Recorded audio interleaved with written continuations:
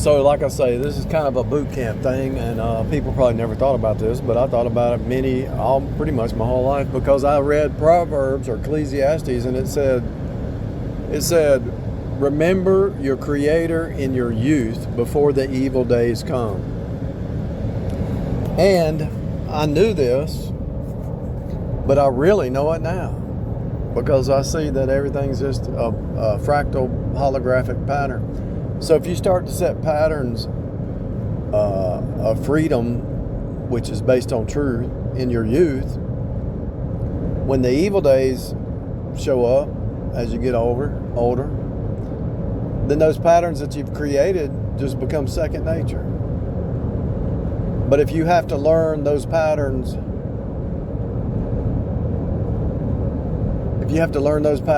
after you've already wasted half your life, you're not going to be in the right pattern mindset. It's going to be more difficult to relearn those patterns or to learn new patterns. Seriously, I know that sounds kind of like not a big deal, but I promise you it is a big deal. And so if everybody is always thinking about fun, no truth, then it's going to be hard for them when they get older to step away from that when life hits them. When the hard times hit them, it's going to be hard for them to overcome it. Mentally, spiritually, psychologically, whatever. It's going to be harder for them. They're not used to looking for God. And so when things hit them, that people die, people get sick, all kinds of stuff happens. Let's say we had a war. Let's say the USA had a war and you weren't prepared. You know, Charles Stanley said it too in a lot of his sermons. He said, when times are easy, get in the Word and get grounded in the Word, because there's going to be some hard times, and if you're not grounded in that Word, grounded in the truth, what are you going to do when the hard times hit? You know, you're going to be going through the pages. You're going to be looking through all the pages looking for your answer, you know. But if you already have the answer, you're already prepared.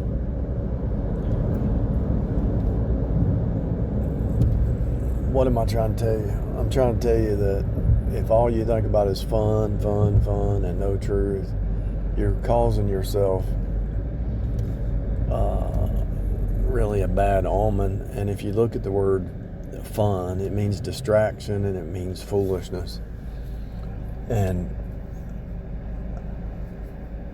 it's so ingrained in the culture that almost everybody says, it's a Friday. What are you going to do for fun this weekend? Read my Bible.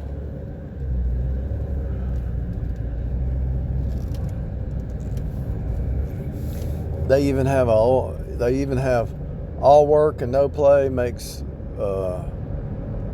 Johnny a dull boy or something like that.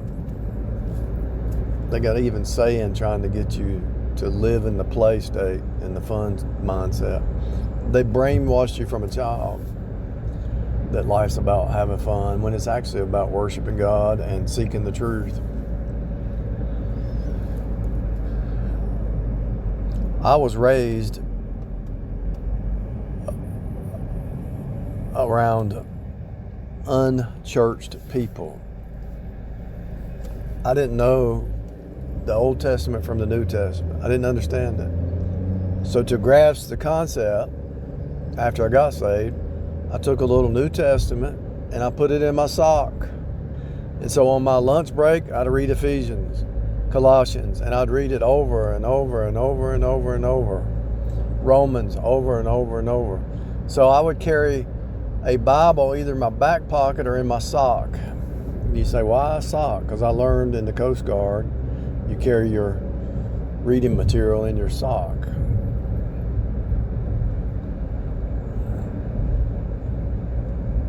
And it's a form of fasting too, because let's say you have a passage that you don't understand. Let's say you don't understand Hebrews 6. Okay, so you don't understand Hebrews 6 and you want to figure out what that means. So what do?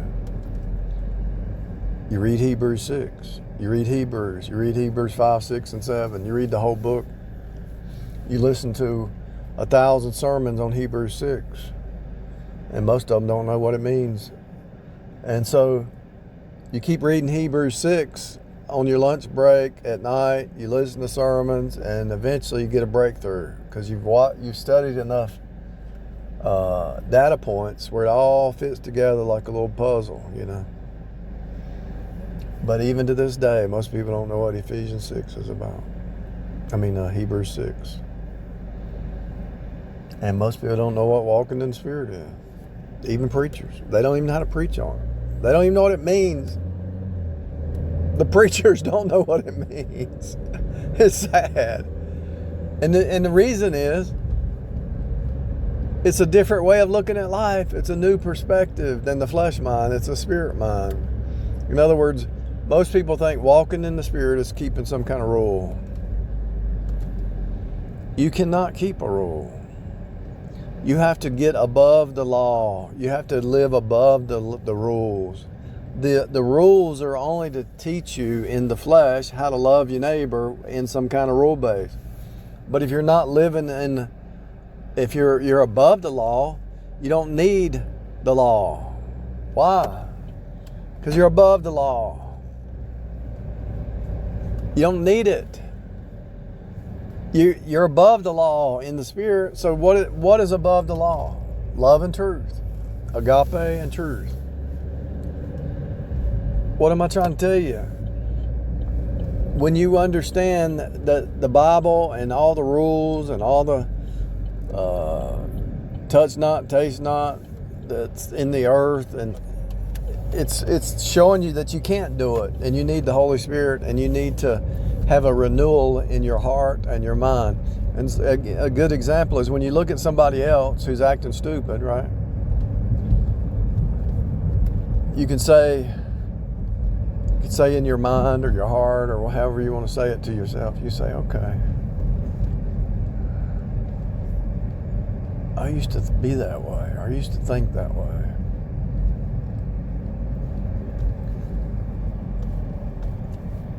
And so you don't judge, you don't get mad at people who aren't there yet. Like somebody told me a long time ago, she said they're not there yet.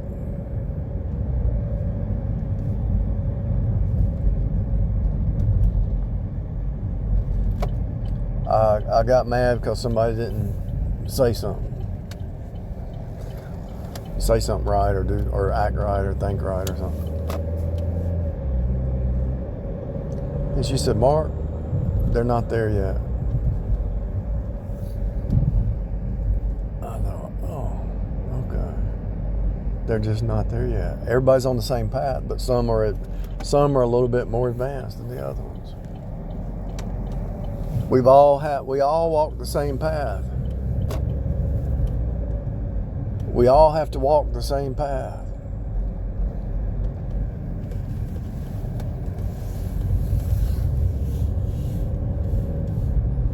Some progress faster than the others. Some get stagnated on the path. Pilgrim's Progress, right? Some never get on the path. They never leave their little bubble. Their little box. They're stuck. I'll never forget that. There's a lot of things, there's 5 or 6 women from online that I learned a lot from. I really did. Talking to them, a woman, there's a lot of women out there with some wisdom. Don't discount them, because a lot of them have some wisdom, and they're actually trying to. I took the common denominator. They're trying to say it. They're trying to teach you in a humble way without being a teacher. You know how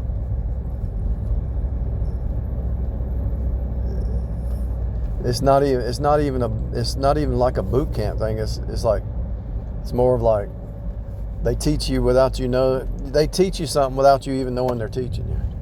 Kind of like, I guess, the way they do their children. And so they do They teach your children that way, I guess, and that's the way they teach. If somebody's has stinking thinking, and they're sitting there listening, they say, "Oh, okay, I need to help this person think different." Like they're patient with their kids and they're patient with people. Sometimes they're not patient, just like everybody else. Man or woman can lose patience, you know.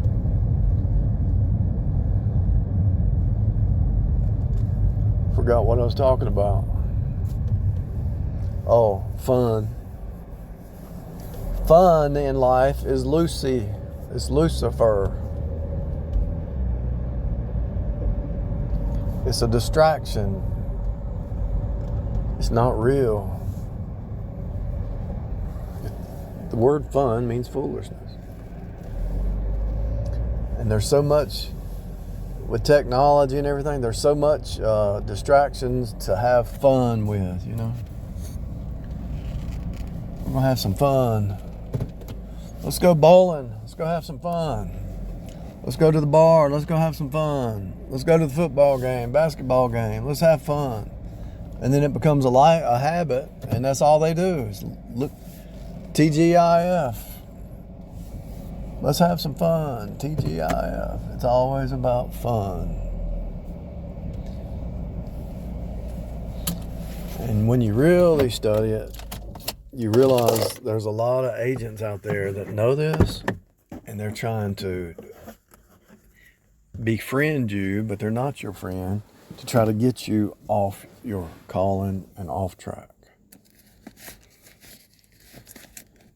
In other words, you realize agents have been sent to you that are really not on your team.